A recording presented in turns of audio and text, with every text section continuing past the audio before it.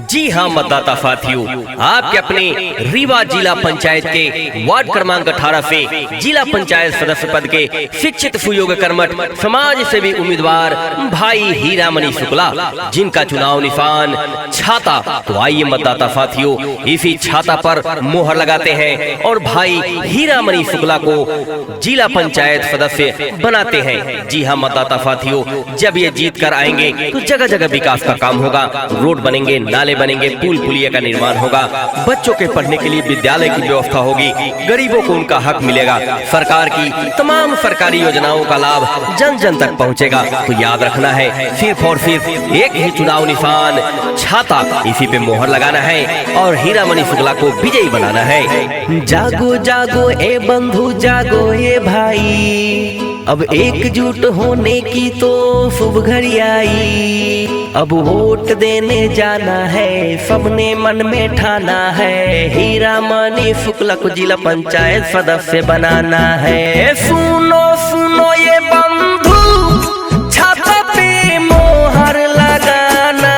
है, वार्ड क्रमांक 18 के जनता का मान बढ़ाना है। जी हाँ मतदाता साथियों, हर जाति हर धर्म से ऊपर उठकर जिनका विचार है, जो सबों को साथ लेकर चलने वाले हैं, वो है भाई हीरामणि शुक्ला, जो इस बार के चुनाव में रीवा जिला पंचायत के वार्ड क्रमांक 18 से जिला पंचायत सदस्य पद की उम्मीदवारी लेकर आए हैं, चुनाव निशान लाए हैं, सबों का जाना पहचाना छाता। तो इसी पे मोहर लगाना है और इन्हें जिला पंचायत सदस्य बनाना है। घर घर राशन पेंशन मिलेगा, घर घर बिजली पानी मिलेगा, वादा किया है जो पूरा करेंगे, हक के लिए तो हम हर दम लड़ेंगे, सबका मान और सम्मान पूरे होंगे। अब अरमान आपकी एकता क्षेत्र को अपने नई पहचान दिलाए।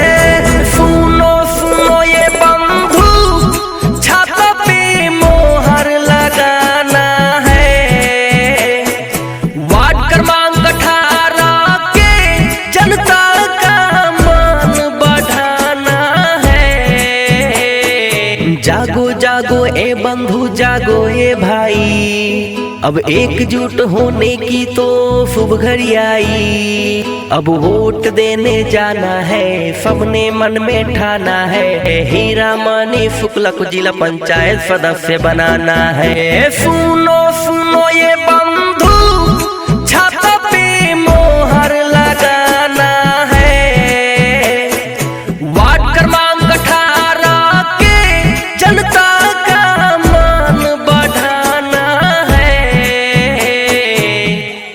जी हाँ मतदाता साथियों, आपके अपने रीवा जिला पंचायत के वार्ड क्रमांक 18 से जिला पंचायत सदस्य पद के शिक्षित सुयोग्य कर्मठ समाज सेवी उम्मीदवार भाई हीरामणि शुक्ला, जिनका चुनाव निशान छाता। तो आइए मतदाता साथियों, इसी छाता पर मोहर लगाते हैं और भाई हीरामणि शुक्ला को जिला पंचायत सदस्य बनाते हैं। जी हाँ मतदाता साथियों, जब ये जीत कर आएंगे तो जगह जगह विकास का काम होगा, रोड बनेंगे, नाले बनेंगे, पुल पुलिया का निर्माण होगा, बच्चों के पढ़ने के लिए विद्यालय की व्यवस्था होगी, गरीबों को उनका हक मिलेगा, सरकार की तमाम सरकारी योजनाओं का लाभ जन जन तक पहुंचेगा। तो याद रखना है, सिर्फ और सिर्फ एक ही चुनाव निशान छाता, इसी पे मोहर लगाना है और हीरामणि शुक्ला को विजयी बनाना है। जागो जागो ए बंधु, जागो ए भाई, अब एकजुट होने की तो शुभ घड़ी आई। अब वोट देने जाना है, सबने मन में ठाना है, हीरामणि शुक्ला को जिला पंचायत सदस्य बनाना है। सुनो सुनो ये बंधु, छाता पे मोहर लगाना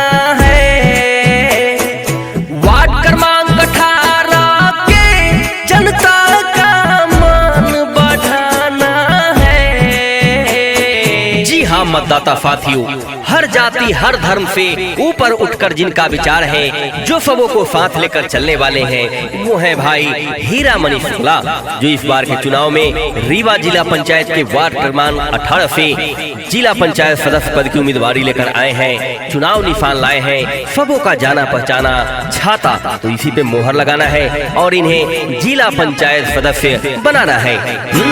घर घर राशन पेंशन मिलेगा, घर घर बिजली पानी मिलेगा, वादा किया है जो पूरा करेंगे, हक के लिए तो हम हर दम लड़ेंगे, सबका मान और सम्मान पूरे होंगे अब अरमान, आपकी एकता क्षेत्र को अपने नई पहचान दिलाए। सुनो सुनो ये बंधु, छाता पे मोहर लगाना है, वार्ड क्रमांक 18 के जनता का मान बढ़ाना है।